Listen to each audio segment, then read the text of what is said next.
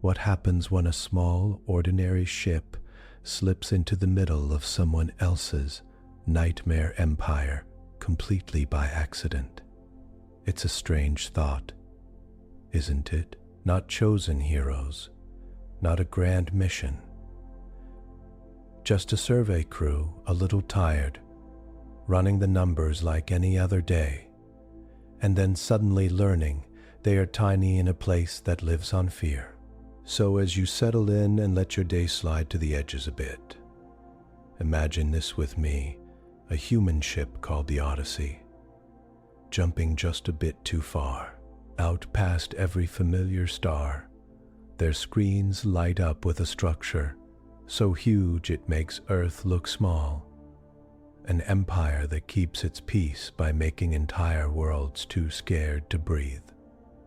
And right there on the bridge, with coffee in the air and routine in his voice, Captain Jack Mercer watches one impossible light grow larger, a light moving like it already owns the dark. He feels his heart race, knows they've gone too deep, and realizes a simple, dangerous truth. They are not the biggest thing out here. But what's even more dangerous, at least to an empire built on fear, is that they are not afraid the way they're supposed to be. Out past the edge of every star map humans had ever drawn, a light flickered where no light should be. Out past the edge of every star map humans had ever drawn, a light flickered where no light should be. It moved against the pattern of the galaxy, slow and sure, like something that already owned the dark. On the bridge of the exploration ship, Odyssey, Captain Jack Mercer watched that light grow larger on the screen. His hands were steady. His heart was not. They had jumped too far, too fast, too deep in the silent space between sensor pings and crew reports. Jack felt a simple fact settle in his chest. They were not the biggest thing out here. They were not even close. But they were not afraid the way this new power wanted them to be. Not yet. The Galactic Empire liked to say it brought peace. In truth, it brought silence. Not the soft silence of a calm night, but the tight, held-breath silence of people who did not feel safe to speak. Across a whole spiral arm of the galaxy, worlds gleamed under its rule.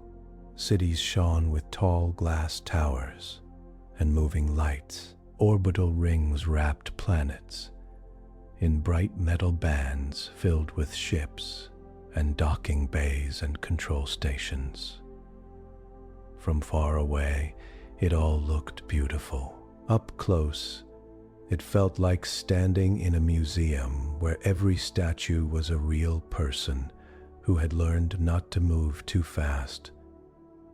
Children grew up watching trials on giant public screens. Criminals, rebels, and troublemakers stood in bright circles of light, while Speaker Varyn Tal read their charges in a strong, pleasant voice.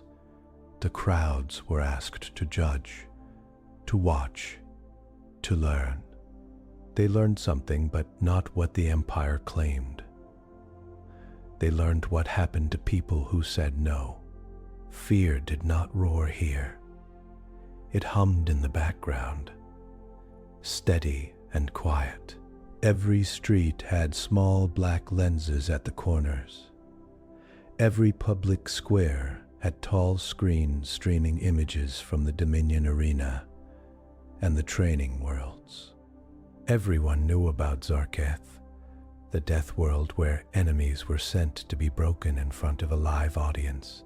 They smiled, worked, and walked in neat paths. They were tired. They were careful. They were always looking over their shoulders without turning their heads. At the center of this system stood Khorne's Spire, the capital. A tower pierced the clouds, lit by slow bands of blue and gold. From its upper halls, orders flowed to governors, wardens, and commanders. Inside those halls, the conquest galleries told the story the Empire wanted everyone to believe. The story went like this. We found them. They knelt. You should too. Holograms showed armies laying down weapons. Statues showed leaders bowing. Glass walls held trophies from 100 defeated peoples. It was meant to make visitors feel small and lucky to be allowed inside at all. This was the place Captain Jack Mercer and his crew were about to walk through. They had not meant to come here. They had meant to stay in the quiet dark between stars, doing the work they knew. The human starship Odyssey was a long-range exploration vessel, not a warship. Its hull was tough, but its weapons were light. Inside, narrow halls linked simple rooms, labs, storage bays, and a bridge that always smelled faintly of coffee and recycled air. On the day everything went wrong, the crew was running a standard mapping mission. Jump window in 3 minutes. Malik Johnson called from navigation. His voice sounded calm. As usual, he was good at that. Numbers were his comfort. Doctor? Healthy. Nora Kim sat nearby, double-checking medical supplies on a small screen. Her dark hair was pulled back in a loose knot, a pen stuck behind her ear, out of habit. Elena Ruiz leaned over a surface map, linking it to resource notes. She handled logistics, food, fuel, spare parts, 1,000 small details that meant life or death when far from help. Sergeant Ethan Cole stood near the back of the bridge, hands behind his back. Security chief, former Marine. He wore his calm like armor. Captain Jack Mercer sat in the command chair, eyes on the front display. Lines of data slid across the glass, showing star positions, radiation levels, and the safe jump corridor ahead. Final check, Jack said. His voice was low and steady. Talk to me. Jump drive green, Malik said. Solution loaded. Life support at 90 sufficiency, Elena reported. Plenty of margin. Medical clear, Nora added. No one sick enough to cancel a jump. Unless you count Malik's coffee habit. Malik smiled without looking up. That's tradition, not illness. Ethan's eyes moved from display to display. Internal security clear. External, nothing on scopes past normal background. Jack nodded. This was the work. Not glory, not heroics. Just careful travel in a huge, uncaring galaxy. Plan the path, check the numbers, bring people home. All right, he said. On my mark, 3, 2, 1. Jump. The jump drive hummed, then roared. Space on the screens twisted into strange shapes as distant stars bent around invisible math. Everyone on the bridge felt a slight pull, a pressure behind the eyes. It passed in seconds, then the stars snapped back into place. Only they were not the right stars. Malik's fingers flew over his console. His calm slipped for the first time. That's not possible. he said softly. Talk, Jack said. Were. Of course, Malik answered. Way off. Am trying to match constellations. Fair's interference, a lot of signals. Nora frowned. From what? There shouldn't be heavy traffic this far out. Ethan stepped closer to the front display. Look. A shape moved in the darkness. At first it looked like a star cluster. Then the angle changed and lights lined up into ordered patterns. A structure. Many structures. Ships. Stations. A whole web of linked platforms and towers. Wrapped around a blue-white planet. A tight feeling grew in Jack's chest. Malik, he said, very quietly. Malik swallowed. If these readings are right, we've jumped into a dense controlled zone. There's an energy output here that makes Earth's whole network look like a camping lantern. Elena's mind went to supplies. How close are we? Can we jump again before they notice us? As if in answer, the front display flashed. Dozens of bright points detached from the huge structure. Fanning out, they've noticed, Ethan said.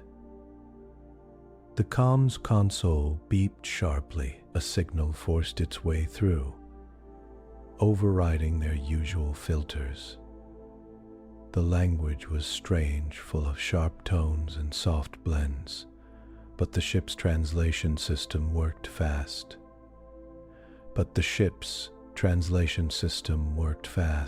A calm, practiced voice filled the bridge. Unregistered vessel. It said, "You have entered protected space of the Galactic Empire without clearance. Power down all systems and prepare for boarding. Failure to comply will result in immediate dismantling." Galactic Empire, we're making new friends, Malik muttered. Jack stared at the growing shapes on the screen. The incoming ships were sleek and dark, with bright lines along their sides. They moved with casual power, like predators that had done this 1,000 times. Running was not possible. Fighting was not wise. Power down weapons, Jack said. Keep life support and minimal shields. We're not here to start a war. We might not have a choice, Ethan said. Jack shook his head. We always have some choice. Even if it's just how we stand. He opened the comm channel. Galactic Empire vessel. This is Captain Jack Mercer of the human exploration ship Odyssey. We entered your space by accident due to a miscalculated jump. We request safe contact and a chance to correct our course. There was a short pause. Then the voice returned. Request denied.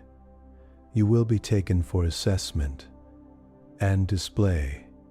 You will be taken for assessment and display. Prepare for escort. Display, Elena mouthed. The boarding was clean and quick. Empire ships locked onto Odyssey with bright blue docking beams. Airlocks cycled with sharp hisses. Armored soldiers in smooth black suits moved through the halls, weapons held with board skill. The crew did not fight. There was no point. They walked with their heads up and their hands bound. Karen Spire rose ahead of them, later seen through the wide front port of a prison transport shuttle. The tower cut into the sky, surrounded by smaller spires and floating platforms. Tiny bright shapes, shuttles, drones, patrol craft swarmed like insects. "Impressive," Malik said softly. "Overbuilt," Elena replied. "You don't build that tall unless you need everyone to see you. You think in boxes and food," she added. "And fuel," she added, "and fear now. I guess." Inside the spire, they were marched through the conquest halls. High above, statues of past enemies looked down with stone eyes. Holograms replayed scenes of surrender. Audio played bits of old pleas for mercy, cut and arranged for effect. People watched from balconies. Some leaned forward, some looked away. None spoke. At the end of the hall stood a raised platform bathed in white light. On it, dressed in smooth silver and black, stood Speaker Varyn Tal. He was not old, not young. His face was calm, his posture straight and easy. His voice, when he greeted them, was pleasant and warm. "Visitors from beyond mapped space," he said. Words carried to the whole hall. "You are honored. Few outsiders reach the heart of the Empire. Fewer still stand here." Jack felt the eyes. So many eyes. He heard the small, practiced pauses in Varyn's speech. This was a show, a lesson, for the crowd, not for them. "The Empire is generous," Varyn went on. "You broke our laws, yet you will be given a public trial and a chance to serve our order. Your story will teach many." Jack thought about his crew, about the people watching, about the quiet fear in the air. He knew what this place wanted. Knees on the floor, heads bowed, voices begging. He felt his own fear. He did not pretend it was not there. His heart beat hard, his palms were damp, but he did not feel small, just careful. He stepped forward as much as the guards allowed and met Varyn Tal's steady gaze. "We didn't come to kneel," Jack said, voice clear. The hall, which had been full of soft movements and shifting feet, went still. Varyn's smile did not slip. Not fully, but his eyes sharpened.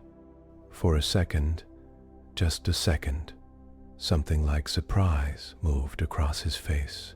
It was gone in an instant. The speaker lifted his hand, and guards nudged the humans toward a side door. "To Zarketh," Varyn said. His tone smooth again. "Let the Empire see what these strangers are made of." As they were led away, Jack felt the weight of many stares on his back. Some were angry, some were curious. A few, just a few, held a new question. If they can stand like that, why can't we? Zarketh hung in space like a bruised pearl. Blue and purple bands swirling under thick clouds. From orbit, it almost looked gentle. Wind slammed into the hull. Lightning forked around them in fast, bright bursts. The whole craft shook hard enough to rattle teeth. The guards barely reacted. They were used to this. "Welcome to the deathworld," one of them said. Almost bored, Nora watched the storm on the small side window. She said, "Look at that turbulence. This is not a natural training ground. They tuned it," Malik guessed. "Played with the atmosphere until it was just survivable enough to be fun to watch." "Fun for them," Ethan muttered. Elena checked the simple pack they had been given. Rations for 2 days, at most, she said. Basic filters, no shelter gear. They want us to scramble. Jack sat still, feeling every shake of the shuttle. We stay calm, he said. Starred Tom. We stay calm, he said. We do what we always do. Assess. Plan.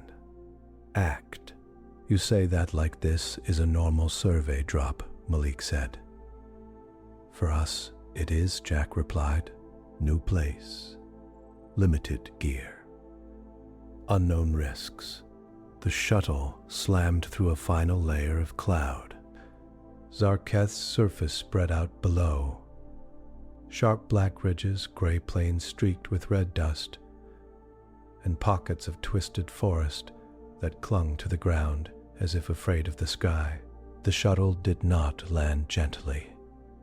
It struck a flat stretch of rock, bounced once, then settled with a heavy grind. The hatch blew open. Out, a guard ordered, pushing them toward the ramp. Hot, thin air hit their faces. It tasted like metal and burned leaves. The wind staggered them sideways. Fine grit stung any skin not covered. Above, distant dots hung in the sky. Small observation drones. Further up, much farther, stations and satellites watched. Somewhere, in a control room, crowds on dozens of worlds would be watching through them too. A voice boomed from hidden speakers, translated into many languages at once. Citizens of the Empire, Speaker Varyn Tal said. Today you see strangers from beyond our borders. They claim they did not come to kneel. Zarketh will test their claim. Jack looked up but saw nothing except the hard, pale sun and the slow whirl of clouds. Ethan leaned nearer. We're live, he said, under his breath. Everything we do, they see.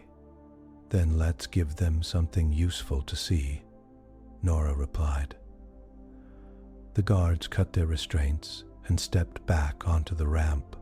A small shock ran through the ground. The shuttle's engines roared, kicking up a storm of dust as it rose and pulled away. They were alone.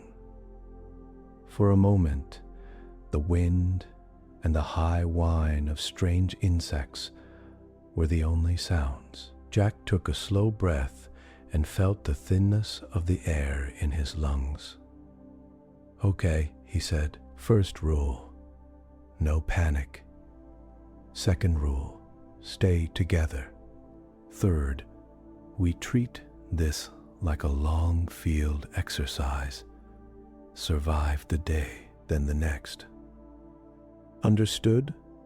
Understood, Ethan said at once. We need shelter fast. That sun is going to cook us, and this wind will strip skin. Elena scanned the horizon with a small handheld sensor. I see a cluster of shapes about a kilometer east, she said. Probably rock outcrops. Maybe some cover. Malik adjusted a small device at his belt. Radiation levels are higher than Earth standard, but not instantly deadly, he reported. We can work with this. Then we move, Jack decided. Nora, watch everyone's breathing. Malik, keep an eye on the sky and any tech signals. Elena, track our path and mark possible water sources. Ethan, your rear guard and security. Call out anything that moves. They started walking. Every step on Zarketh cost more effort than it should have.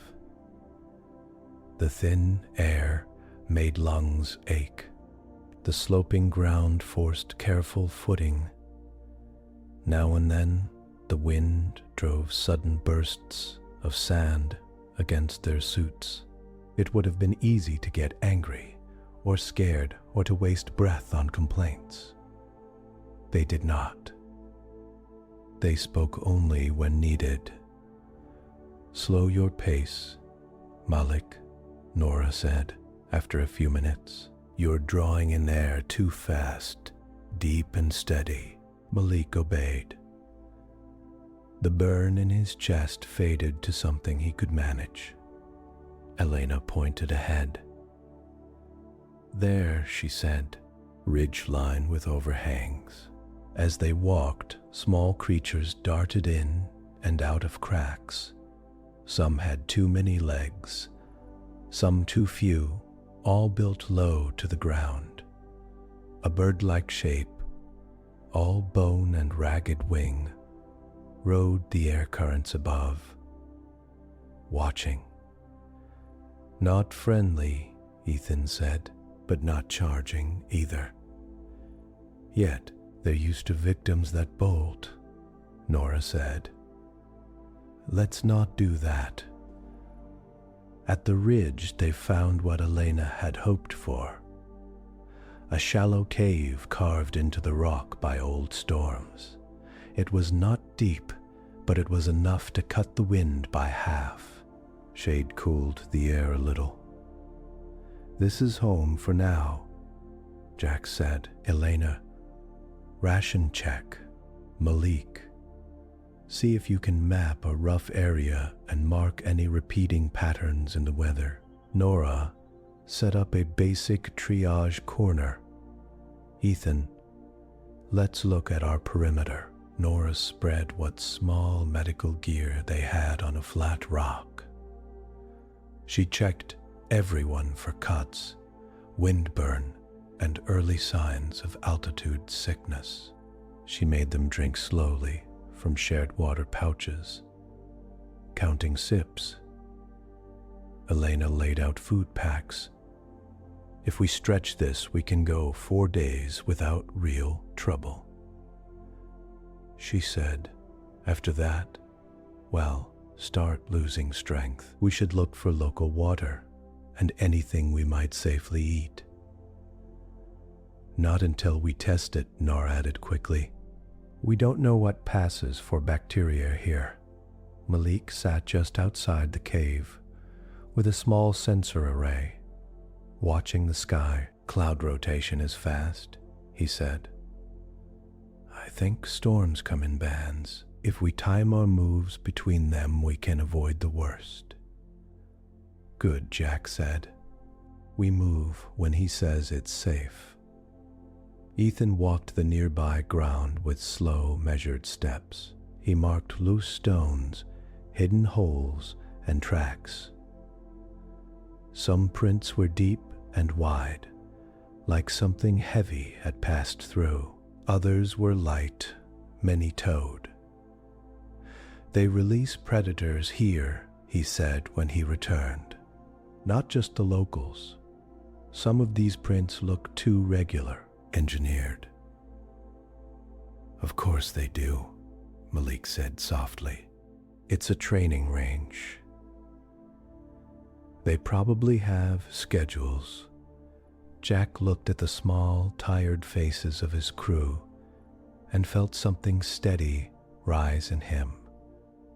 It was not anger. It was not even courage. It was a simple, stubborn refusal to give the Empire what it wanted. "They expect us to panic," he said. "Run in circles, fight each other for food. They want to show their people what chaos looks like without the Empire." "So we show them something else," Nora said. "We show them a field camp," Elena added. "Boring, organized, patient." Malik chuckled. "You're really aiming to be the worst show on Zarketh, huh?" "Exactly," Jack said. Hours passed. They did not rush. They built. Ethan and Jack gathered rocks and set up a low wall at the cave mouth to block more wind and to give partial cover if anything charged. Malik found patches of hardy plants, red flat things that clung to the ground. Nora took samples, tested juices with strips and sensors, and shook her head. "Poisonous to us," she said, "but they hold moisture. If we boil it off, we might get drinkable water." Elena logged everything: positions, times, sun angle. "If they keep us here, this will become a map," she said. "Even if we don't leave, someone else might, someday." At some point, the sky dimmed as a cloud band thickened. Lightning flashed in the distance. Malik checked his device. "Storm in 20 minutes, he said. "A big one." "Everyone inside," Jack ordered. "Secure gear." They huddled in the cave as the storm hit. Wind screamed past the rock face.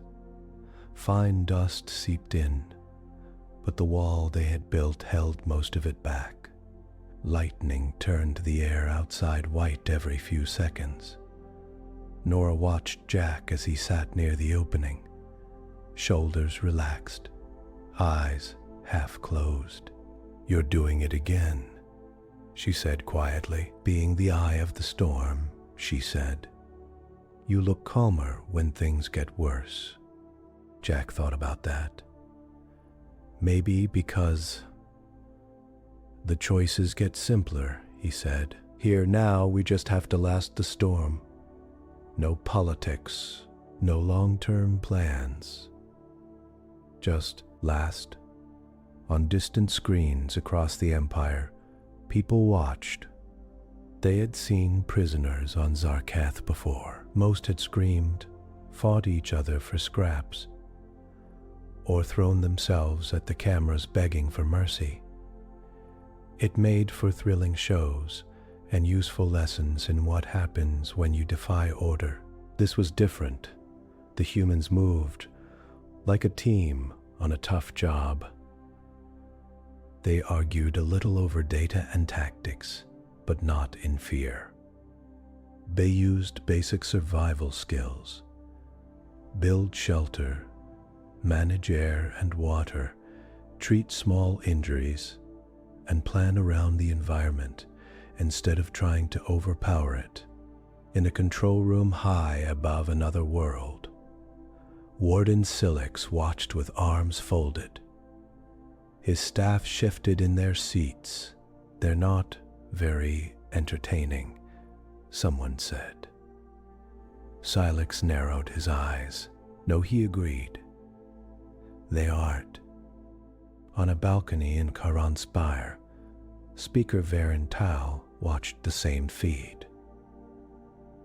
His expression stayed smooth, but a small line had appeared between his brows. "Interesting," he said. Back on Zarketh, the storm began to ease. The sky lightened. The wind dropped from a scream to a strong, steady rush. Jack stood, stretched stiff legs, and looked out. "We made it through the first," he said. "Good. Next task. We find better water and a safer shelter. We will treat this place like a teacher, not a monster. It shows us what is dangerous. We learn. We adapt." Nora smiled faintly. A death world turned into a classroom. Malik raised an eyebrow. "Do you think the Empire planned for that lesson?" Jack stepped out into the clearing air, feeling grit crunch under his boots. "I don't care what they planned," he said. "I care what people see." Above the observation drones adjusted their angles, lenses, focusing. The humans began to move again with calm purpose.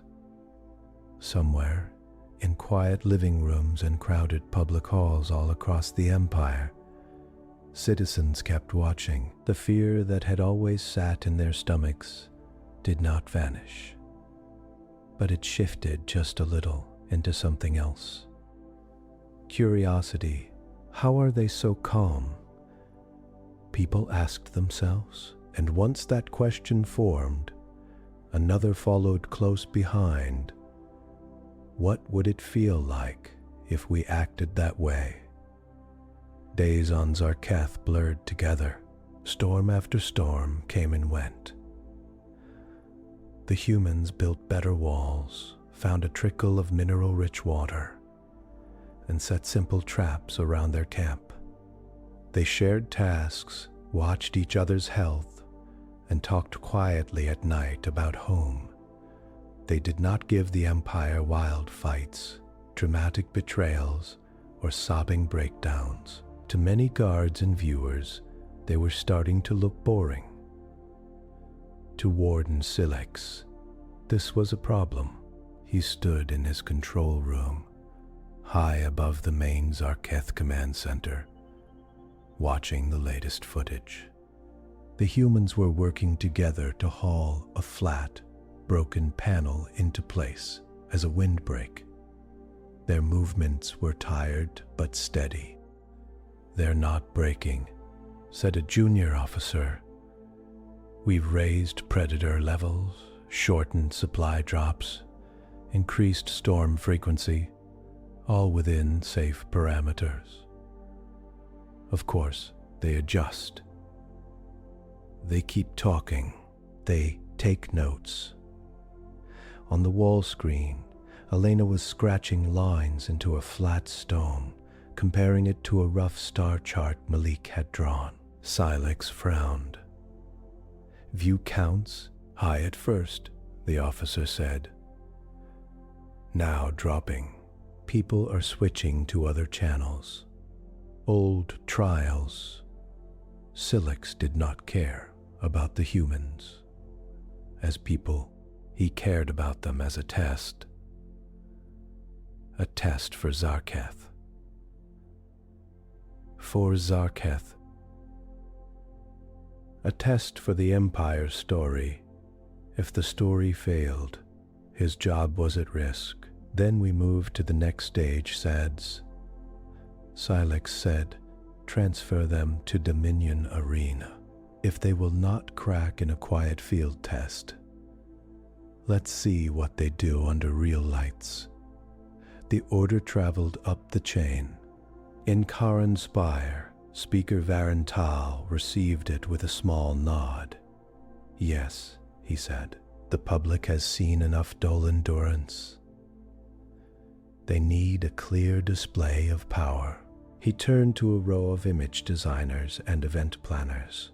"Prepare a special trial," he said. "Strangers who claim not to kneel.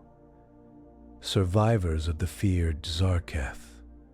Then we show the arena what happens when stubbornness meets true dominance." The planners leaned in, eager. This was their art. Take fear, dress it in color and sound, and feed it to the crowds like candy. They chose the date. They chose the creatures. They chose the weapons. They forgot to ask themselves a simple question.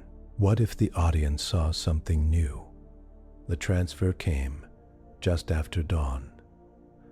Jack and his crew were boiling water when a shuttle dropped from the clouds, kicking up a storm of dust. Guards in heavier armor than before marched out, weapons up. A loud signal tone sounded from speakers on low poles all around the area. "Prisoners," a guard called. "Stand and present yourselves. You are being moved." Ethan's stance shifted just a little as he scanned the guards' armor and positions. "Heavier gear," he said softly. "Either they're scared of Zarketh, or where we're going is worse. Both can be true," Malik muttered. Jack stepped forward with his crew. "Destination?" he asked. Dominion Arena, the guard said flatly. Enjoy the view while it lasts. Nora glanced at Jack. Arena? As in gladiator kind of thing? In this empire? Elena said, more like a stadium with extra depth. Jack held his crew's eyes for a moment. Same rules, he said. Stay together. Watch each other. Use your heads. They were marched up the ramp. As the shuttle rose, Zarketh fell away under them. A harsh world, but now strangely familiar. The wind-carved ridges and twisted forests looked less like a punishment and more like a rough training ground they had just started to understand. Malik watched it shrink. Through a small window, he'll almost miss it. He said. Nora gave a short laugh. You're welcome to come back here for vacation. It'll pass. The journey to Charon Spire was short. The shuttle locked into a larger carrier, which then jumped through a corridor of folded space. When the final shudder passed, the humans felt a different kind of pressure, gravity from the spire's artificial fields. The dock they arrived at was busier than before. Crews in bright uniforms moved cargo. Drones zipped by overhead. The sound of distant crowds came through thick walls. A low, constant roar. Show day, Ethan said. You can feel it. The guards marched them through tall corridors, lined with glowing panels that flashed ads and trial announcements. Tone 8. Strangers from the outer. Dark. One panel shouted in bold letters. Animated figures, loosely based on the humans, stumbled and screamed while giant beasts snapped at them for the viewer's amusement. Nora's face tightened. They've already written the story, she said. Stories can change, Jack replied. They reached a wide staging area under the arena. Here, the quiet fear of the conquest halls was replaced by a different energy. The buzz before a big show. Techs checked gear. Animal handlers in shockproof suits guided cages along rails. From behind thick doors came low roars, hisses, and the scrape of claws on metal. A tall figure stepped forward from a group of officers. Captain Jack Mercer, he said, reading from a slate. Dr. Nora Kim, Malik Johnson, Elena Ruiz, Sergeant Ethan Cole. His eyes moved from face to face. They were pale gray, very steady. I am Warden Silex, he said. Today you are the center of our schedule. Jack met his gaze. You're the person who puts shows to fear people into staying in line, he said. Silex didn't flinch, proof that chaos and rebellion lead to pain and death. And that order is safer. He studied them for a moment, his head tilted slightly. You have done well on Zarketh, he said. Too well. You turned a fear test into a study group. It was instructive, but you have confused some of our viewers. We will clear that up. How? Elena asked. By letting you face something you can't plan away, Silex said simply. The crowd will see you struggle. They will see you beg, or rage, or break. They will see that no amount of patience can stand against true power. Ethan's jaw flexed, but he stayed silent. Nora took a breath. What creatures? She asked. Silex almost smiled. "We have a selection," he said. "We have watched your feed. We know you work well as a team. We know you work well as a team. So we have designed challenges." He tapped his slate. A wall panel lit up with images. A four-legged beast, twice the height of a man, covered in thick, scale-like plates. A long tail ending in a heavy, spiked ball. A fast, low creature with hooked claws on both front and back limbs, and a jaw that could open wider than its own body. A swarm of small flying shapes with needle-sharp legs and stinging tails. All controlled, Silex said. All set to non-lethal levels if you give up quickly. "And if we don't?" Jack asked. Silex shrugged. "Accidents happen. The crowd understands." He turned away. "Prepare them," he told the guards.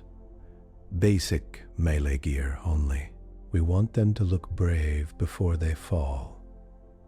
The humans were taken to a side room and given simple weapons, short metal poles that could extend into staffs, light shields, knives, no guns, no armor beyond thin impact vests. Malik turned the staff in his hands. "These are decent," he said. "Good balance. They want us to put up a fight." Ethan said, "Makes the show better." Nora tightened the straps on her vest. "Vitals?" she asked, looking at her team's faces. "Anyone dizzy, sick, or seeing double?"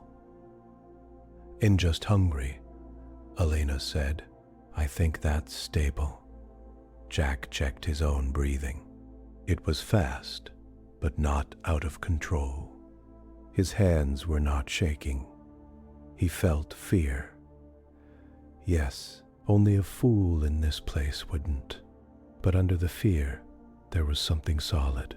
"We know how to do this," he said quietly.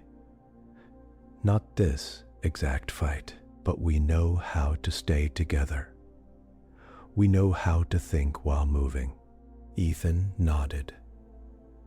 "We treat it like a hostile landing. Assess terrain. Use cover. Don't get separated." Malik pointed the end of his staff at the floor. "We also have an audience," he said. "Remember that. Every move teaches them something." Nora looked at Jack. "What do we want to teach?" she asked. Jack thought of all the trials he had watched in this empire so far. People isolated, shamed, turned into examples. "Teach them this," he said. "That fear doesn't have to be the main thing in the room." A guard opened the far door. Bright light spilled in, along with a roaring sound that hit like a wave. "Time," the guard said. The Dominion arena was a bowl of stone and nettle, packed with bodies. Tens of thousands of citizens filled the seats, rising in steep tiers that climbed almost to the closed roof. Screens hung above the central field, ready to magnify every motion on the ground. Colorful banners flashed sponsor logos and slogans about order, strength, and imperial pride. When the humans stepped out into the open, the roar grew louder. Some people jeered, some cheered. Many just leaned forward, eager. Jack felt the noise in his chest. For a moment, he had to fight down the urge to cover his ears. "Eyes up," Ethan said quietly, beside him. "Don't show them you're rattled." Jack forced his shoulders to relax. He scanned the arena floor. The ground was uneven, a mix of packed sand, scattered rocks, and a few low walls and pillars for cover. Metal gates ringed the arena at ground level, beast pens and entry points for obstacles. "Good," Elena whispered. "Not flat, we can work with that." High above, in a wide open balcony, Speaker Varyn Tal stepped forward. His image appeared on the hanging screens. His face kind and serious citizens of the Empire, he said, voice carried by hidden speakers. "Today you see what lies beyond our guarded borders. Strangers from the outer dark, they walked our halls without proper respect. They survived Zarketh longer than we expected. They believe fear is not the best tool of power." A soft, amused murmur ran through the crowd. Varyn gestured to the humans below. "We thank them for their confidence," he said. "Now we will correct it." He raised his hand toward another balcony where Warden Silex stood. "Warden," Varyn called. "Begin the trial." Silex touched a control on the rail. Around the arena, the ground shook as heavy gates began to rise. "Positions," Ethan said quickly. "Back-to-back center?" Jack shook his head. "No." "Well, get surrounded. Take that low wall near the left. It gives us cover and limits angles." They ran, not in panic, but in a tight group. From the gates came the first wave, the low, fast creatures with hooked claws.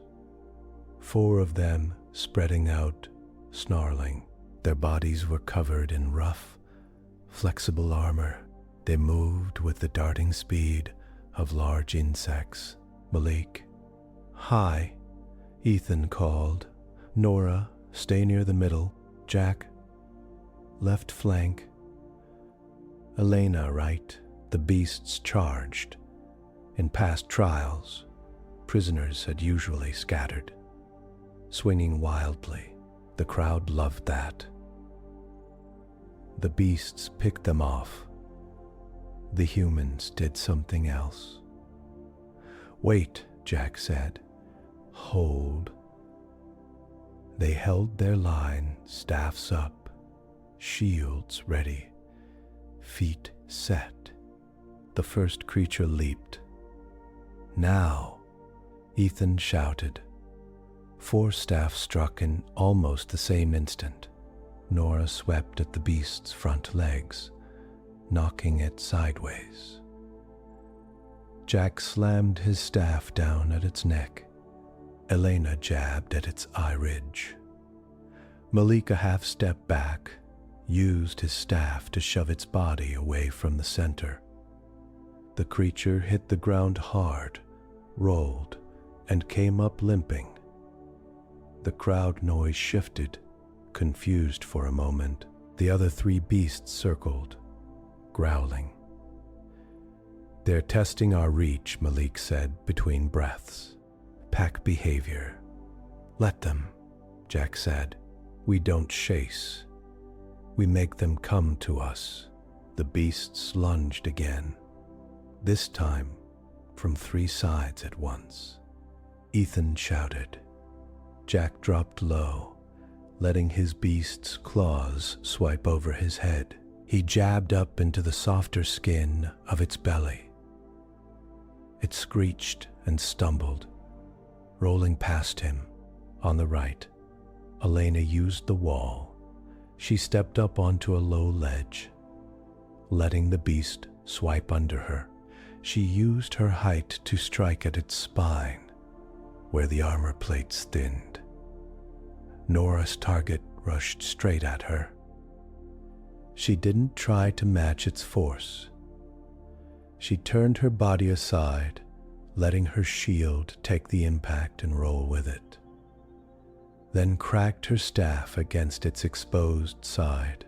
Ethan in the middle pivoted to cover gaps, striking where he saw openings, always watching for any beast that broke through toward Nora or Malik. They moved like they had trained together for years, even though this was their first true hand-to-claw fight. They called out short, clear words. No screaming. No bragging. Behind you, Jack? Up high, right side. Watch the tail. Within a minute, two beasts lay still, breathing but stunned by the arena's safety limiters. The third limped away, then collapsed as a control collar shocked it into stillness. The fourth circled, snarling, then tried to bolt back into its gate. A burst of pain from its collar drove it back toward the humans. Jack frowned. "They're forcing it to fight," he said, "even when it wants out." "Same as us," Malik said softly. The last beast charged in a blind rush. Jack stepped aside and brought his staff down hard on its head. It dropped, limbs twitching. For a moment, there was silence. Then the crowd erupted. Some cheered the skill. Some shouted in anger that it had been too quick. Others looked unsettled. They had expected gore and begging. They had seen teamwork and control. Up on his balcony, Warden Select's jaw tightened. This was not the story he had written. "Release second pattern," he said. On the floor, new gates opened. The heavy four-legged beasts with plated armor lumbered out. Their tails swung slowly, the spiked balls at the end, leaving deep grooves in the sand. "Elites," Ethan said. "Strong armor. Those tails will break bones. Nora, you focus on keeping us on our feet," Jack said. "Malik, look for weak spots, joints, gaps. Elena, watch their patterns. Ethan and I will try to draw them off balance." The big beasts moved slower than the first wave, but with terrible weight. Each footstep shook the ground. The crowd leaned in, hungry. This was more like it. Big hits, crashing fights. Maybe someone would finally scream. The first beast swung its tail. "Down!" Jack shouted. All 5 humans dropped flat. The tail whooshed over their heads, clipping the top of the low wall and spraying stone chips. "That could crush a skull," Nora said, breathless. "Good thing we kept ours low," Malik replied. They scrambled up and spread out a little, forcing the beasts to track more targets. But they never moved so far that they couldn't reach each other in 2 steps. Jack darted forward, tapped his staff against the side of a beast's head, then retreated before it could turn fully. It roared and followed him. "Hey, ugly," Ethan called from the other side, striking its back leg. "Over here." They were not trying to beat the beasts in a straight contest of strength. They were trying to confuse them, pull them off balance, and make them waste energy. "Feet," Malik shouted. "Hit the feet when they plant for a swing." The next time a beast raised its tail, Elena had already moved around it. As its back legs dug in to brace, she drove her staff into the softer skin behind a plated joint. The leg buckled, the tail swing went wild, dragging the beast sideways.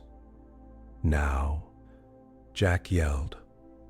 All 4 others struck at its legs. The huge creature crashed to the sand, pinned by its own weight.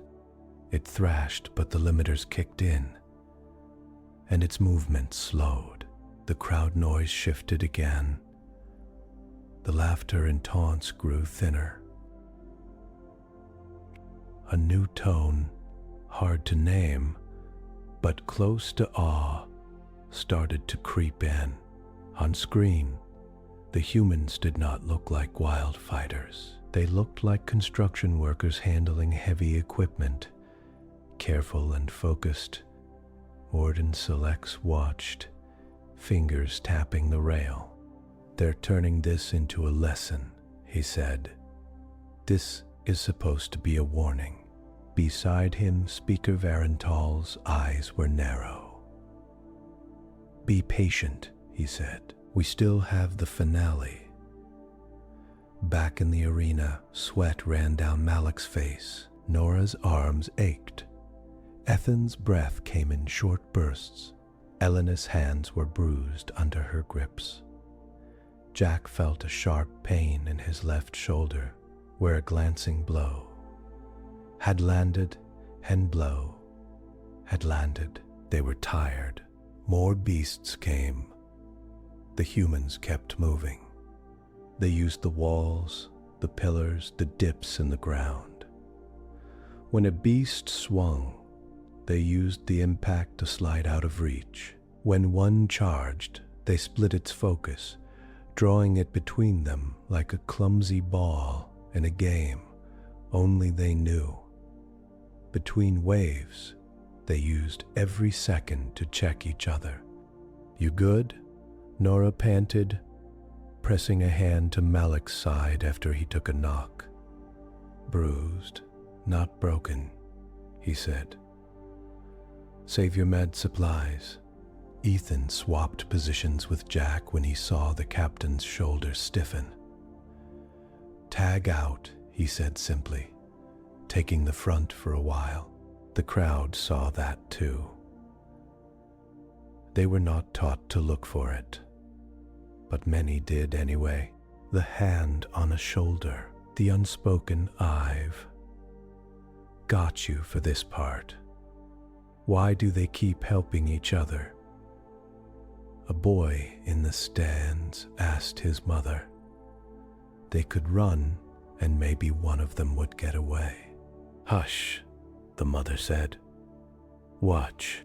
The boy kept watching. Finally, Warden Silex gave the signal for the last stage. "Release the swarm," he said. High above, vents opened. A dark cloud poured out. Hundreds of small flying things, like a cross between insects and needles. Their bodies glowed faintly with electric light.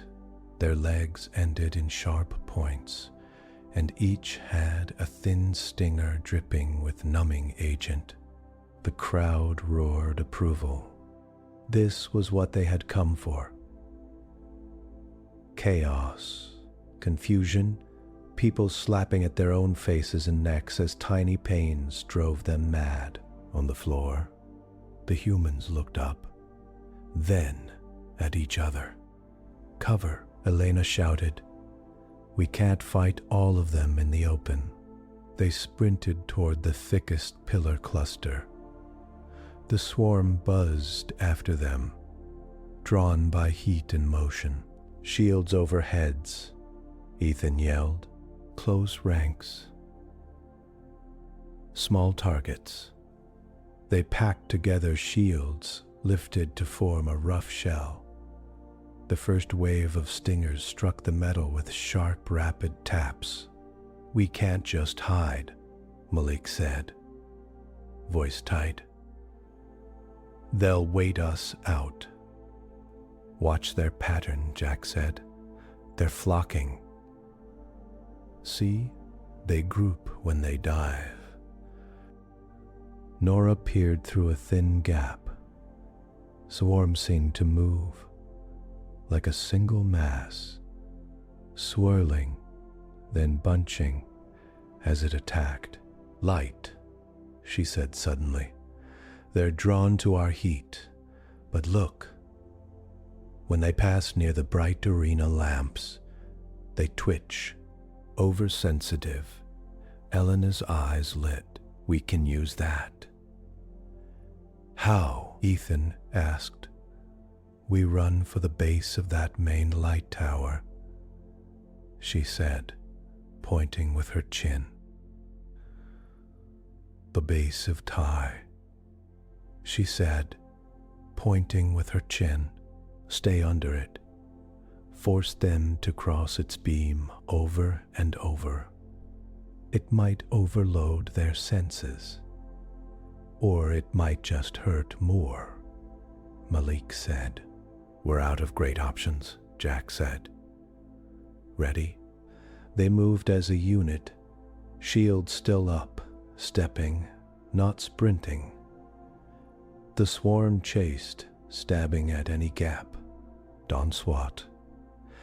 Nora called, you'll open yourself up, just keep moving. They reached the base of the main lighting rig, a tall cylinder of metal supporting a huge lamp that bathed half the arena in white. Stay tight, Jack said. Circle it. Make them chase us around the beam. They began to move in a ring, always under the brightest part of the lamp. The swarm followed, swirling down to strike. As Nora had guessed, each time the small flyers crossed the intense beam, their bodies spazzed. Some dropped. Others veered off wildly, crashing into each other. The more they tried to adjust, the more tangled their movement became. On the screens, the pattern was clear. A dark cloud hitting a column of bright light, then breaking apart. Look at that, someone in the crowd breathed. There, thinking, Warden Silex, hands clenched. He had ordered spectacle, not demonstration. Varyn Tal's face stayed calm, but he could feel the mood shifting under his practiced senses. The swarm kept attacking, but its size shrank with each pass. The humans held their ring. When a gap in the buzzing formed, Ethan darted out to smash clusters of stunned flyers on the ground. Malik stomped on others, his boots coming down with hard, angry force.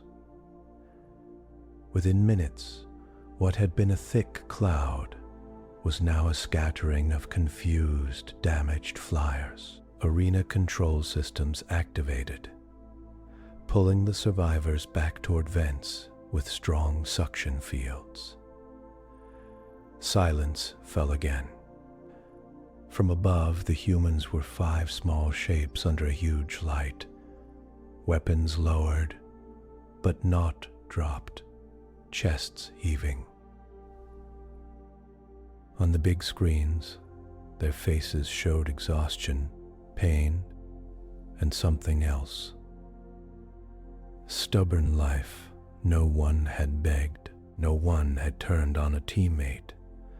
No one had thrown down a weapon and sobbed. Jack looked up at the nearest camera. He did not shout. His voice did not need to reach the seats. The arena had microphones for that. We are tired, he said. We are hurt. We are scared. His voice boomed out across the stands, translated into a dozen tongues.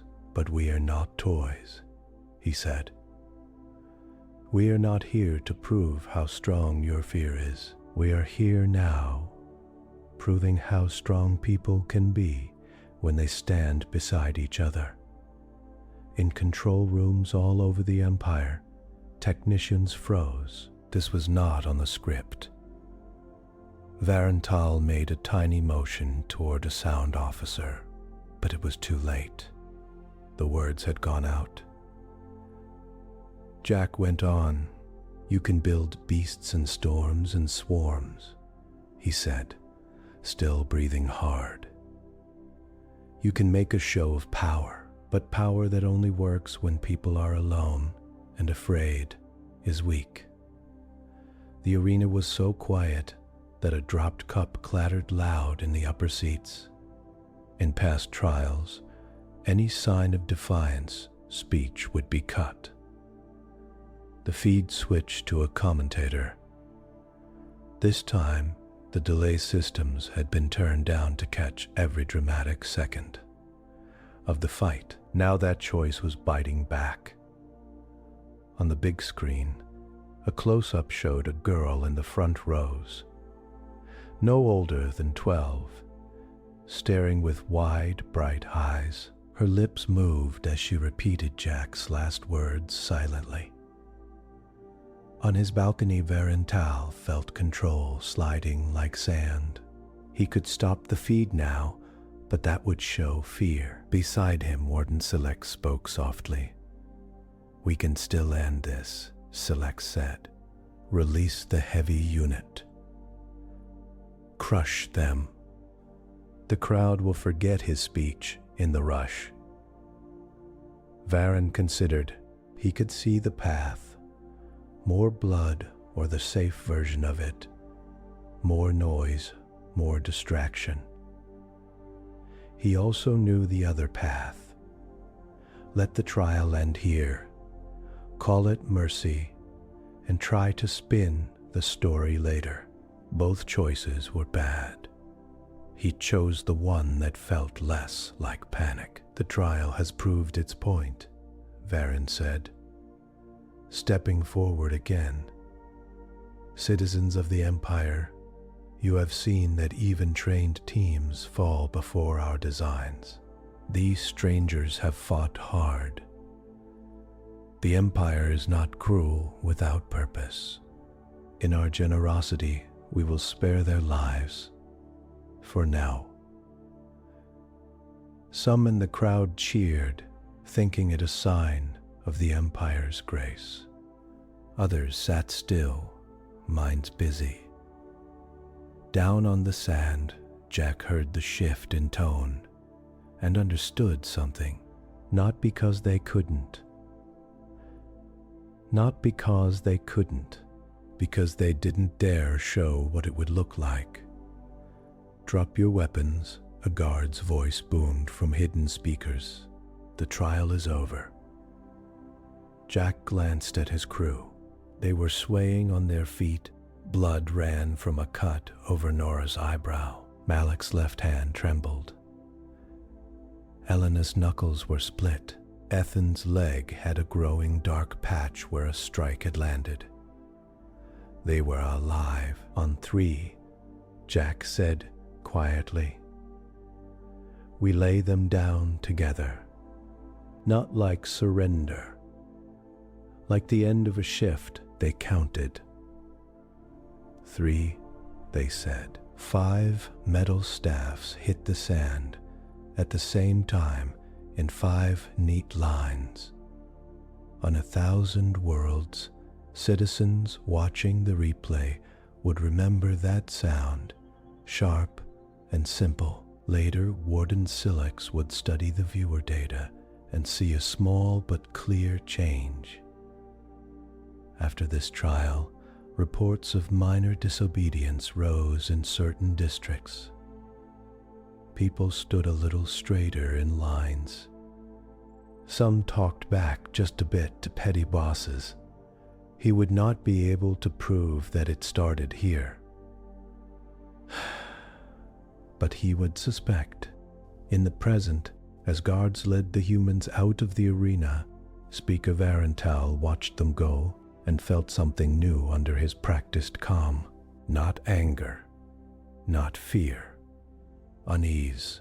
"They turned your arena into a classroom," he said to Silex. Silex's jaw tightened. "We can fix that." Varyn was not so sure. Because the lesson had already left the room and spread into the quiet spaces between thoughts. In crowded homes, people replayed moments of the fight in their minds and thought they were just like us, and they did not kneel. The cells under Karen's spire were not dark pits. The Empire liked clean lines even in its prisons. Jack and his crew were kept in a bright white room with smooth walls and a single long bench. No bars, and a single long bench. No bars. The door was a solid, seamless panel that hummed softly with power. Nora sat with her back against the wall, eyes half closed. A bandage crossed her eyebrow. Malik flexed his bruised fingers, wincing from time to time.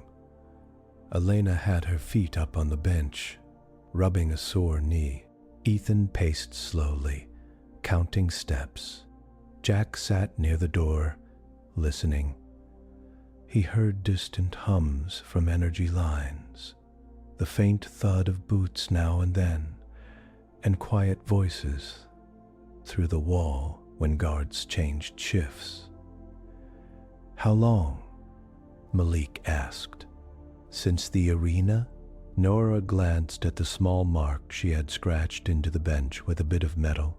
2 sleep cycles, she said. "No clocks here, but I'd guess a bit more than a day. They're deciding what to do with us," Elena said. "Spin the story. Fix the numbers." Ethan stopped pacing. "Hear anything, Jack?" he asked. Jack shook his head. "Just movement, no screams." "That's something." Malik leaned back, staring at the ceiling. "You think we changed anything up there?" he asked quietly.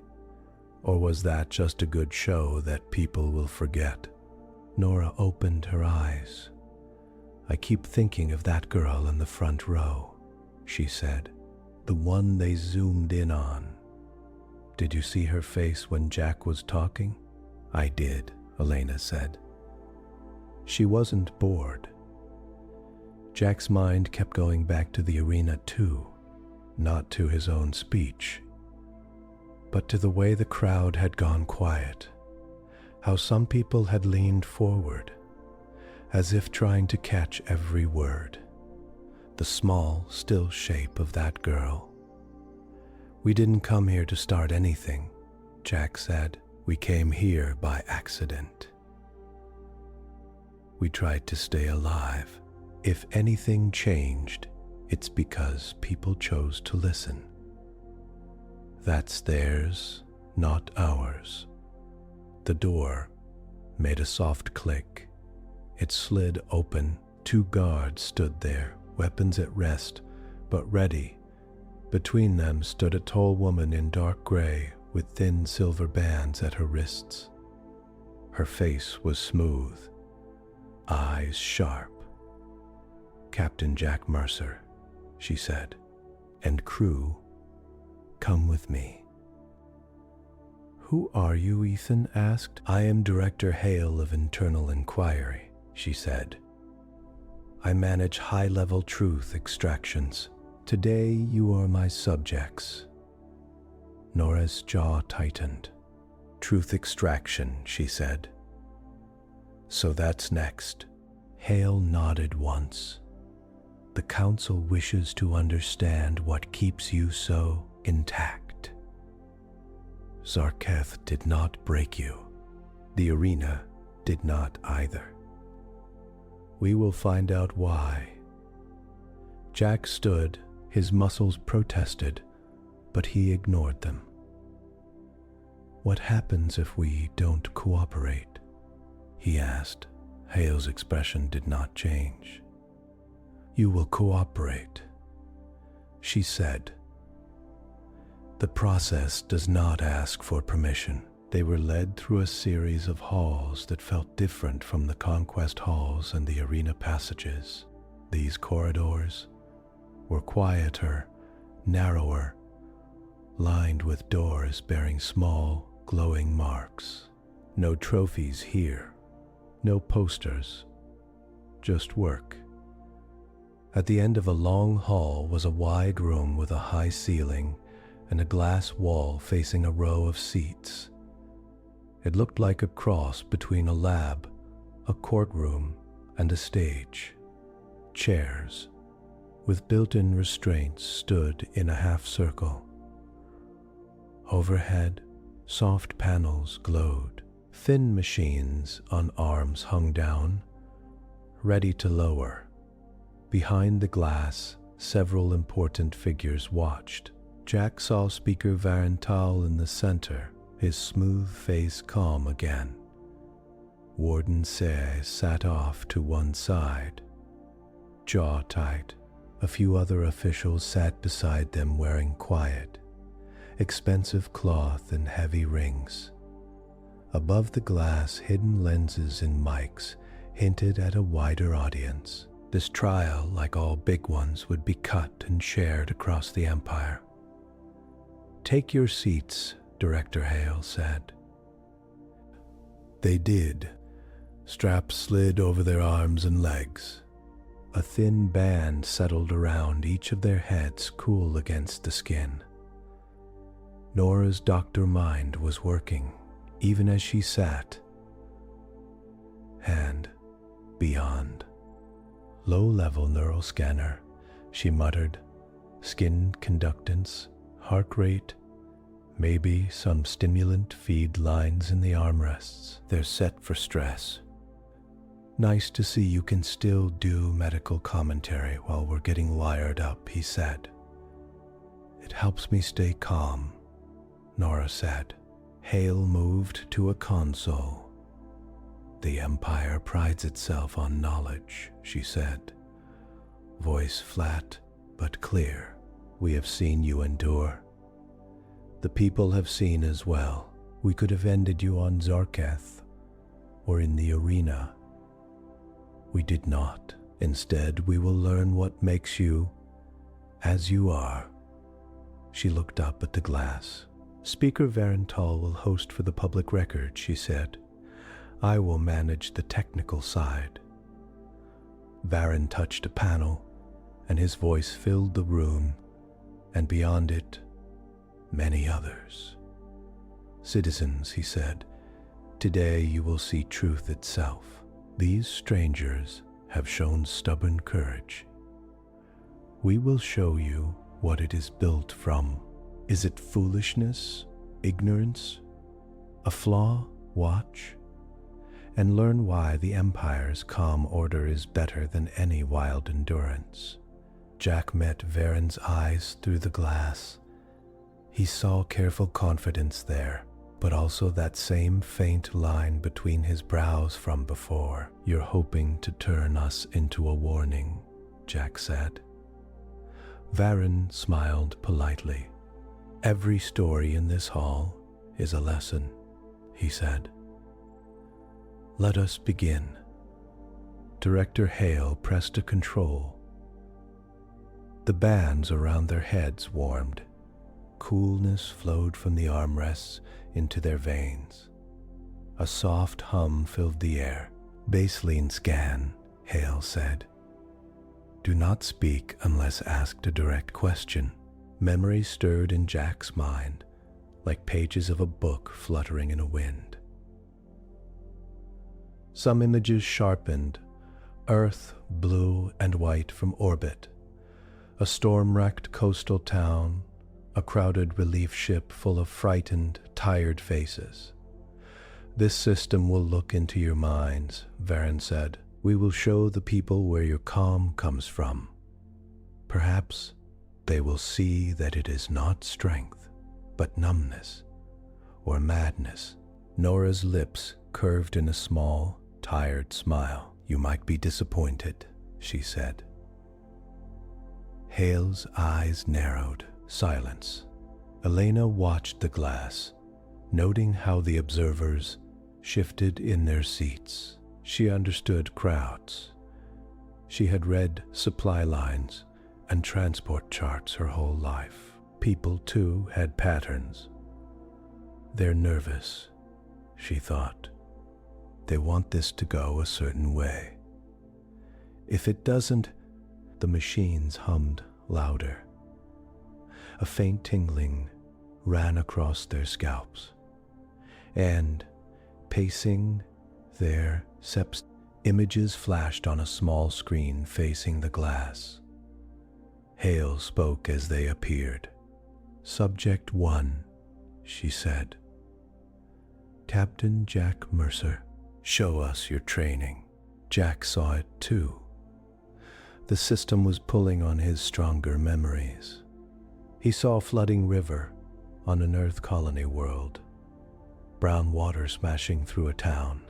He heard a younger voice, his own, giving orders in a rescue shuttle. "Keep the line tight. No one goes alone. We move as a unit." Citizens watching across the Empire saw it as well. On the main display, the flood roared. Small human figures formed hand-linked chains through the water, passing children from roof to roof. "No armor. Someone watching in a distant city said softly. No overseers, just people." Varyn kept his tone smooth. "You see," he said, "they came from chaos, from dangerous worlds that taught them to live on the edge. No wonder they mistake their endurance for wisdom." "Next," Hale said. "Subject 2, Dr. Nora Kim. What formed your calm?" Nora's past appeared.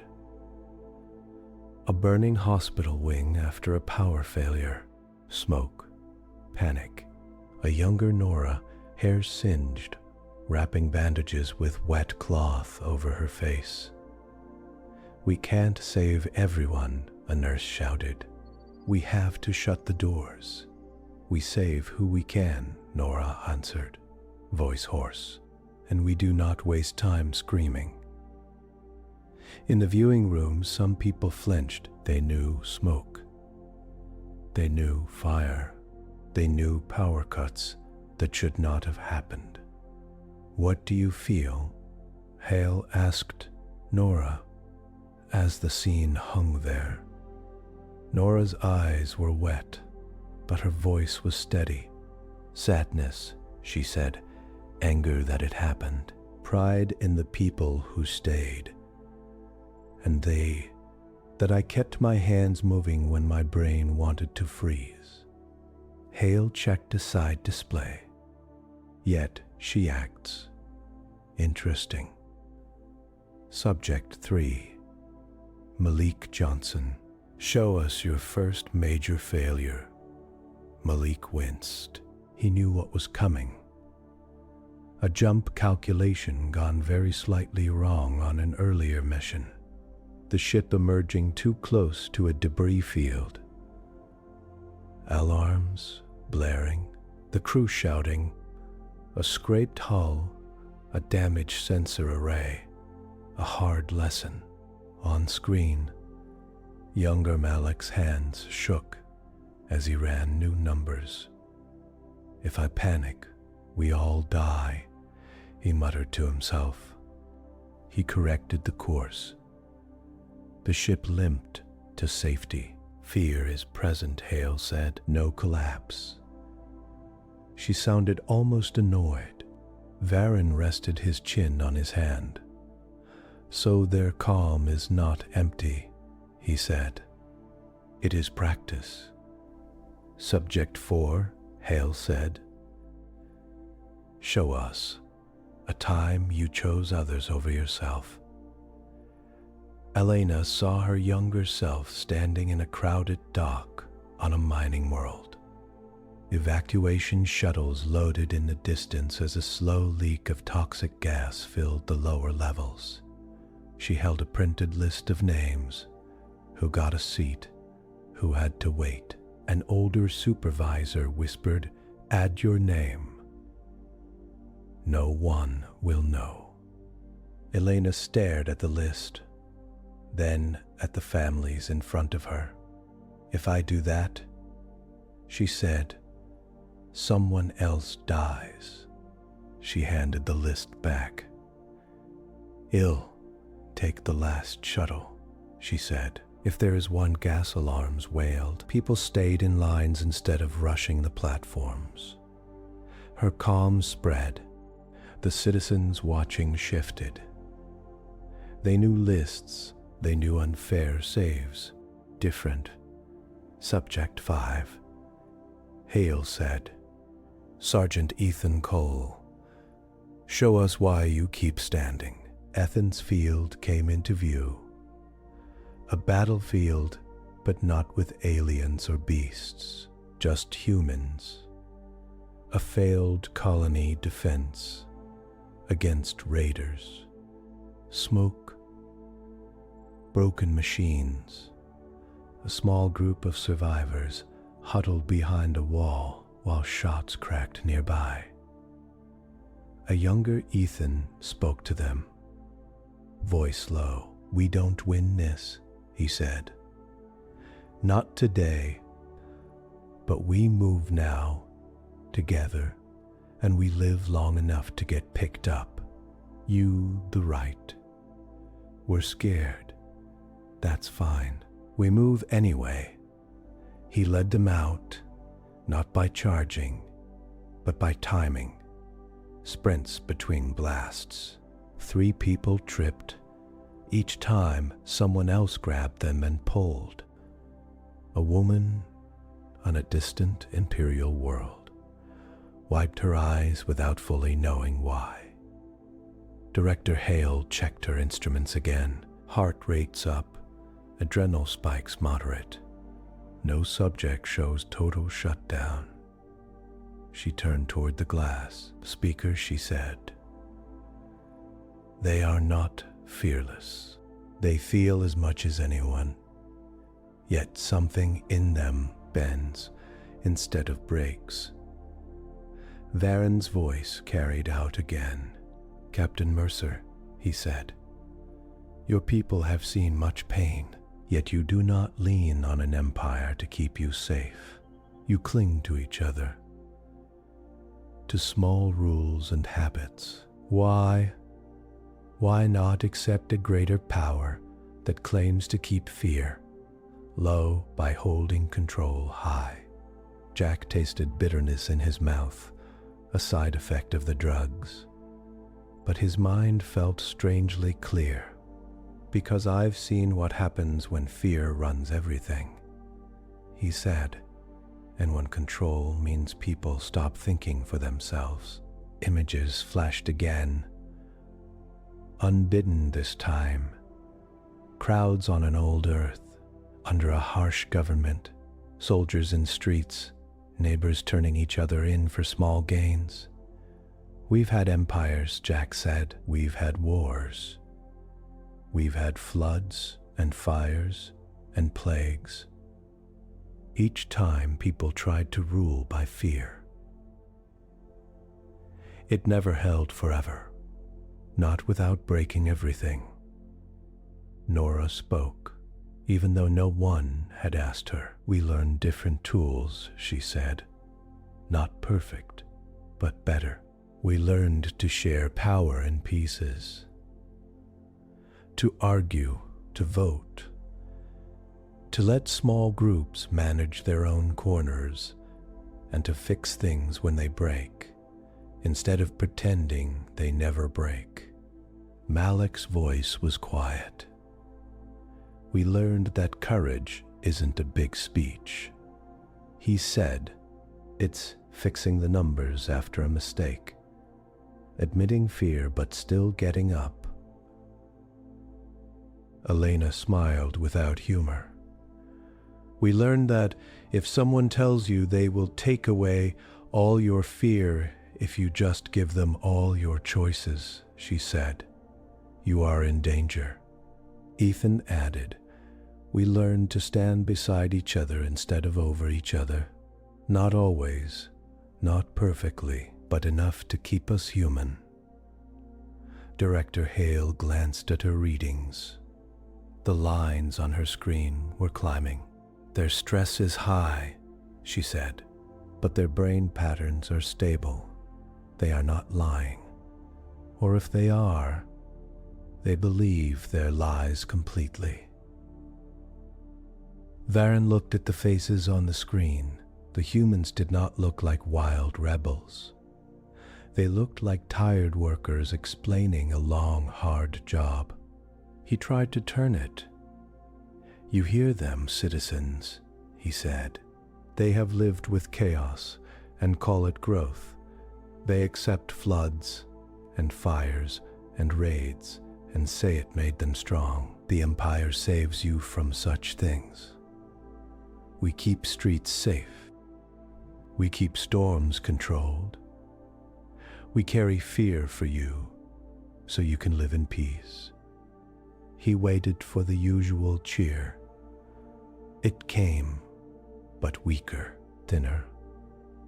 In homes and halls, some people thought of the peace they knew, the tight smiles, the unspoken rules, the constant watching.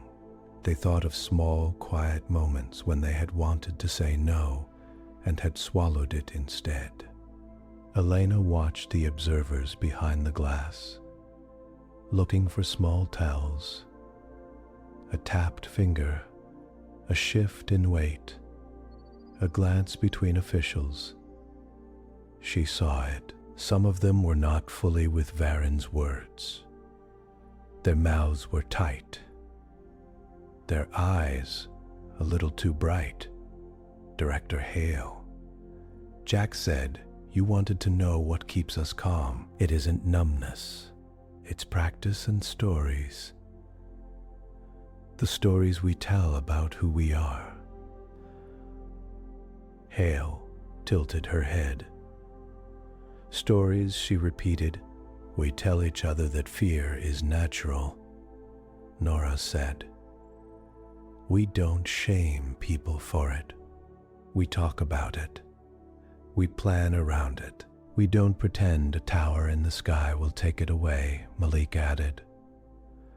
"We teach our kids about our worst mistakes so they can do better. You seem to hide yours and call it strength. That cut deeper than any insult." Several officials stiffened. Varyn's smile grew colder. "Enough," he said.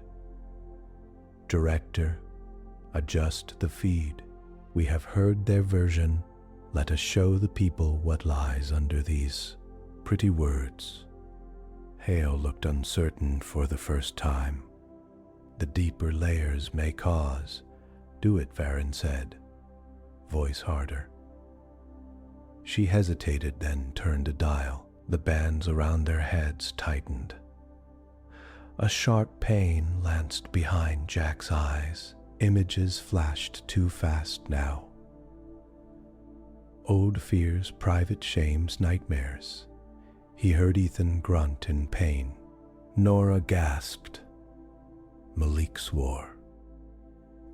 Elena bit her lip until it bled. "Stop," Nora said through clenched teeth.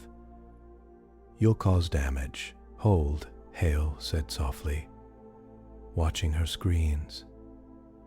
Just a little deeper, the machine pushed, and something unexpected happened. Instead of cracking into fragments, the humans' minds seemed to pull together around shared points. The system, tuned to pick up single, isolated traumas, started to catch overlapping patterns. Instead, it showed them, and everyone watching, not one story, but many small ones linked by a common line. A street where neighbors checked on each other after a quake, sharing food from damaged stores. A school class practicing calm drills, where they learn to breathe slowly and help the person next to them in emergencies. A town hall where angry people argued loudly, then settled on a plan that no one loved but everyone could live with. Engineers rebuilding a broken bridge. Nurses trading shifts to cover for a sick coworker. Parents teaching children to count to 10 when scared before reacting.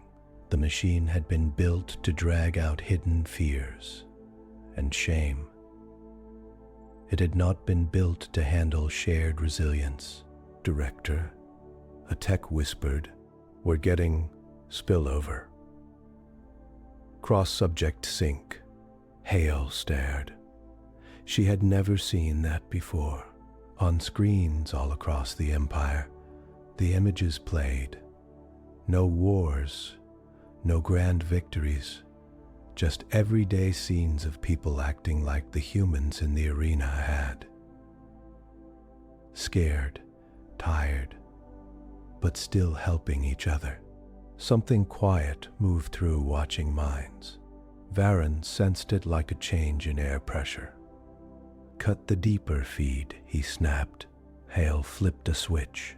The bands cooled. The pain eased. The humans sagged in their chairs, breathing hard.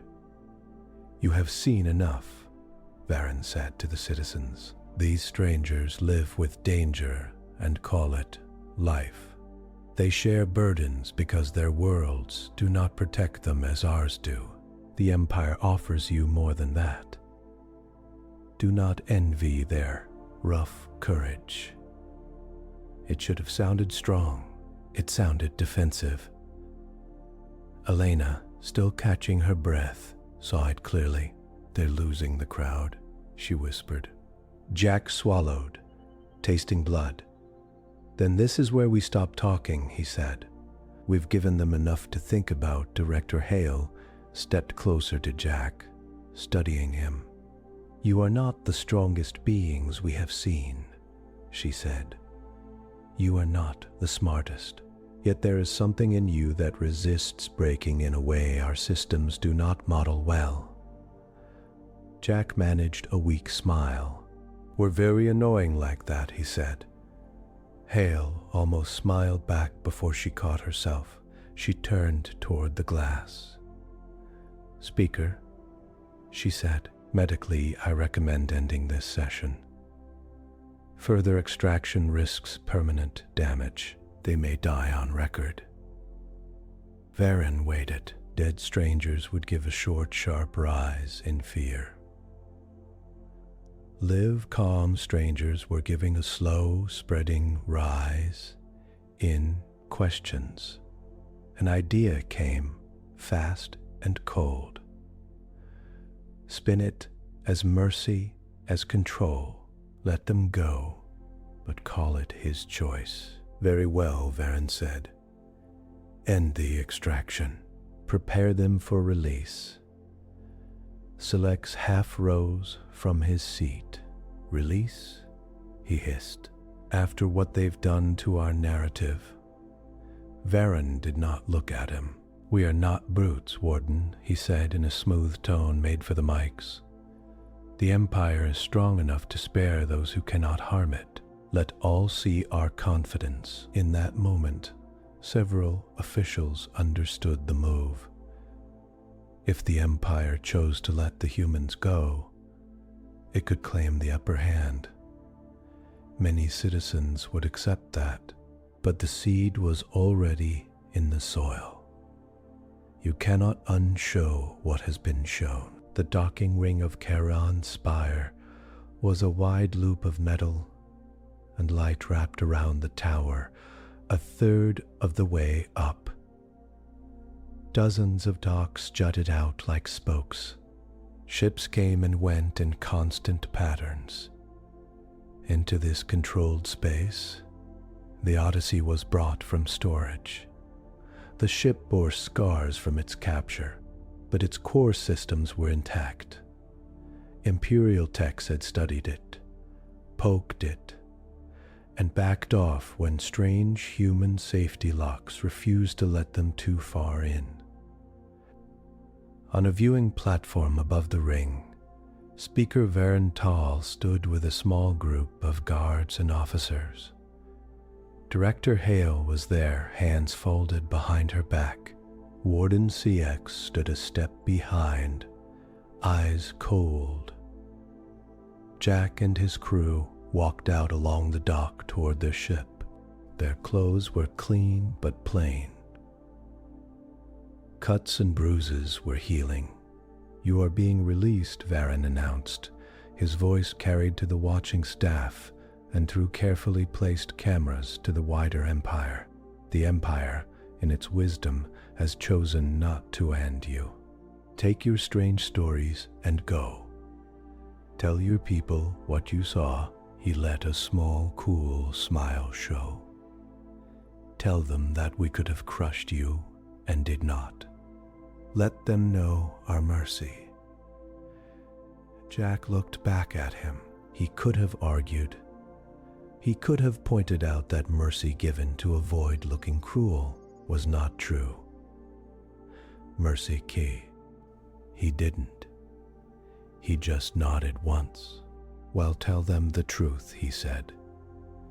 Varyn's smile slipped for a heartbeat as the crew stepped onto the dock. Elena's handheld device. She glanced down. A signal alert. What is it? Malik asked. Elena's fingers flew. While they were busy scanning our brains, Odyssey's passive systems woke up. She said, softly, auto-ping went out once the dock link came up.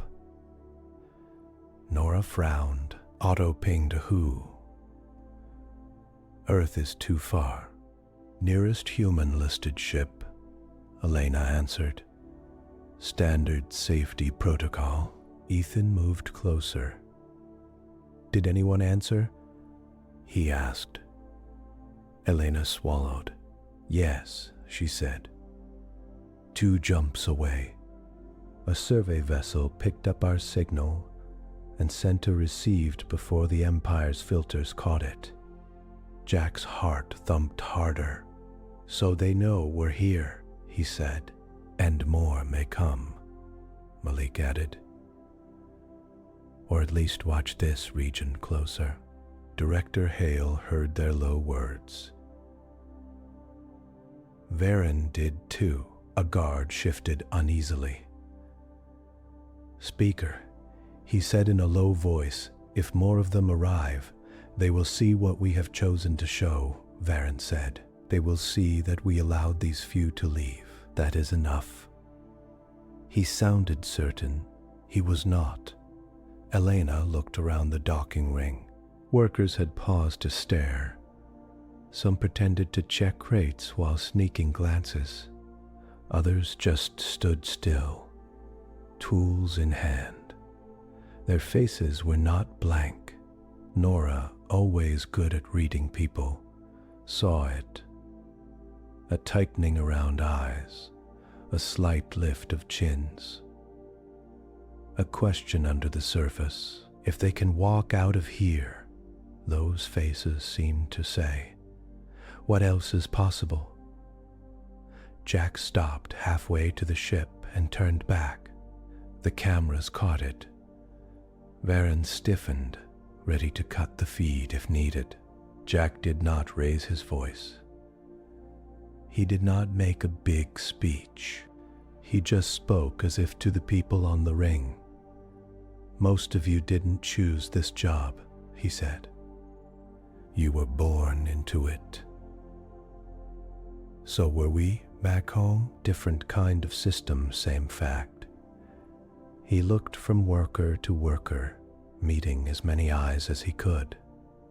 Where we come from, he said, we learned that being brave doesn't always mean fighting. Sometimes it means asking a quiet question.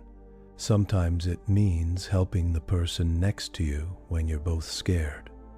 Sometimes it means saying even just to yourself, no, fear will not be the thing that runs my life today. Varyn flicked a hand. The public feed cut. But the words had already left his dock. They lived now in the heads of the people who heard them firsthand.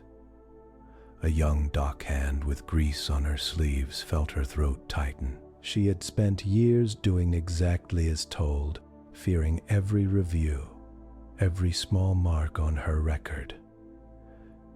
The idea that she could choose even a small thought felt dangerous and freeing. On other worlds, the earlier broadcasts from the arena and the extraction room still played on loop. People paused in markets, in factories, in tight apartments, watching these strangers stand in bright light and refuse to break. Back on the dock, Warden Silex stepped forward, anger finally showing. "You think a few words change an empire?" he said, low enough that the main mics would not catch it. Jack met his eyes. "I think fear is a bad foundation," he said. "Cracks spread slowly. You don't always see them from the top." Silex bristled. Varyn held up a hand. "Let them go," he said, through tight lips. "The story is already out. Killing them now gains us nothing." Ethan placed a hand on Jack's arm. "Time to leave," he said. They boarded the Odyssey. Inside, the air smelled like home. Recycled, yes, but familiar. Malik ran his hand along a console, almost laughing. "Missed you," he told the ship. Elena headed straight for navigation. Nora made for Med to check their supplies. Ethan ran a quick security scan. Jack took the command chair. "Status?" he asked. Systems lit up on the main display. "How did use? Shields low, but functional. Engines in standby. Jump drive charged enough for a short hop." "Elena?" Jack said. She looked over her shoulder. "We can jump," she said. "Not far, but far enough to get clear of their control zone. After that, we chain safe jumps back toward human space." "Plot it," Jack said, carefully. "No more surprise empires this week." Malik slid into the co-pilot seat, fingers moving fast, double-checking every number. "Well, go slow," he said. "I've had enough excitement." Nora came onto the bridge, holding a small scanner. "Vitals look okay," she reported. "We'll need real rest once we're out, but we'll make it." Ethan took his usual post, watching both internal and external displays. Imperial ships drifted nearby, weapons cold but ready. The docking clamps glowed blue. "They're going to let us go," he said, half to himself. "They have to," Elena said. "Too many eyes on us now. Killing us would raise more questions than it silences." Jack opened a channel to the dock control. "Galactic Empire control," he said, voice firm. "Request release of docking clamps and a clear path." For a moment, there was only the hum of systems.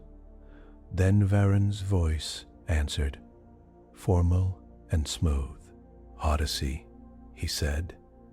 "You are cleared to depart. Coordinates for a safe initial jump corridor are attached. We would not want our catched. We would not want our seek. We would not want our guests to have another accident."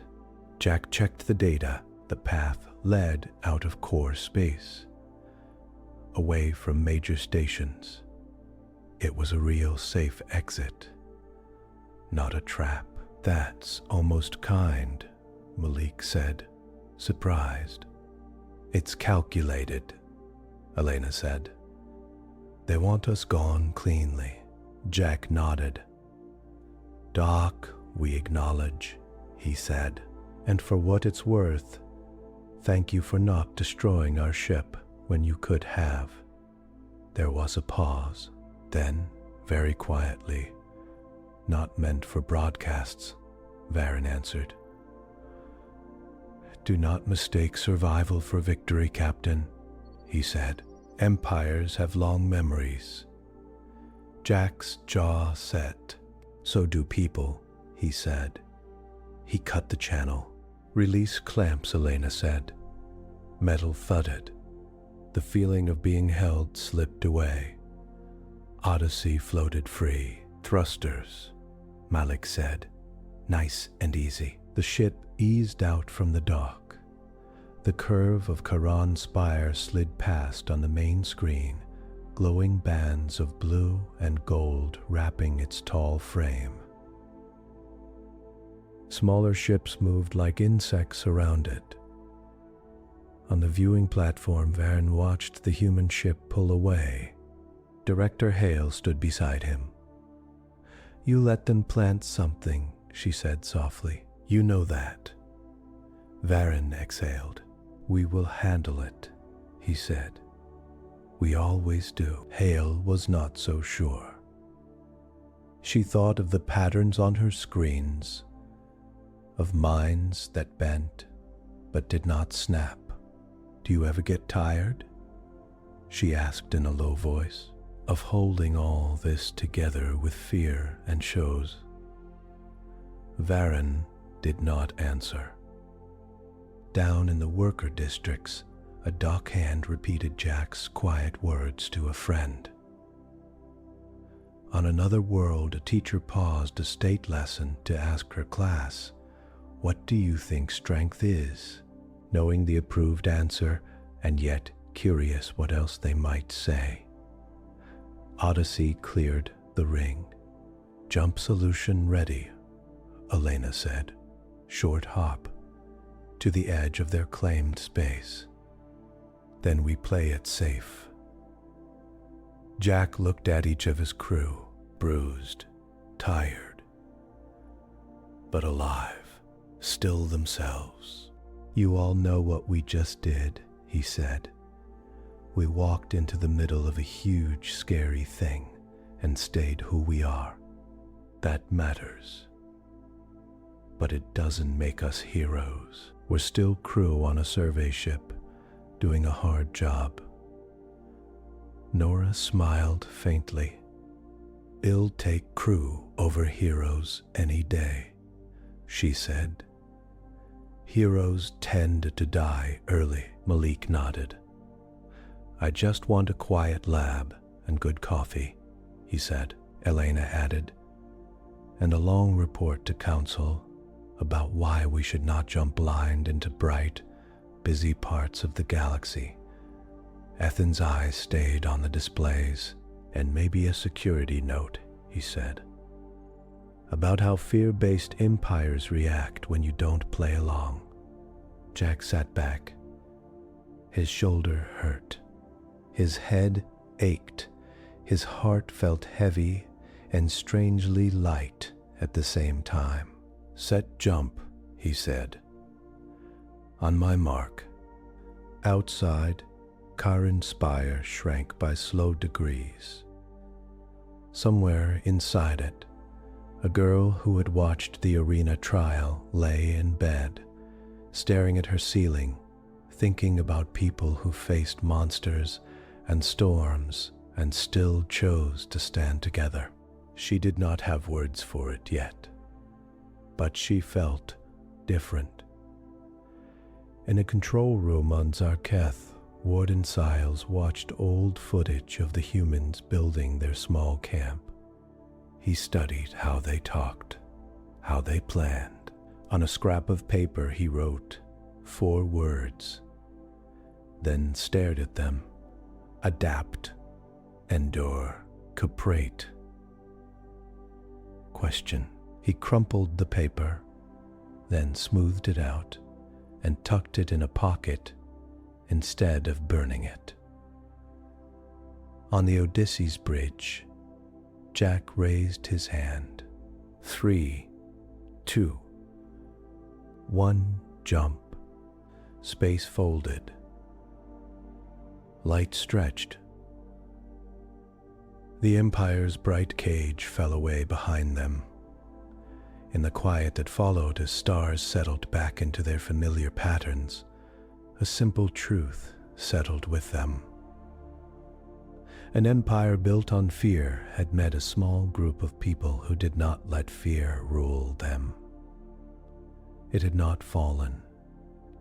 Towers still stood, arenas still glowed. But somewhere deep inside that grand, shining structure, something had cracked. Not a loud break, a hairline line of doubt running through the story the Empire told about itself. It would not show on any official chart. It would not draw attention on any broadcast. It would pass from worker to child to neighbor in quiet questions and small acts. If they can stand like that, maybe we can too. Odyssey turned its nose toward home. They had maps to file, wounds to heal, reports to give, and without planning it, they carried back more than star charts. They carried proof that calm, steady humanity could stand in the face of a vast, beautiful, frightened empire and not kneel.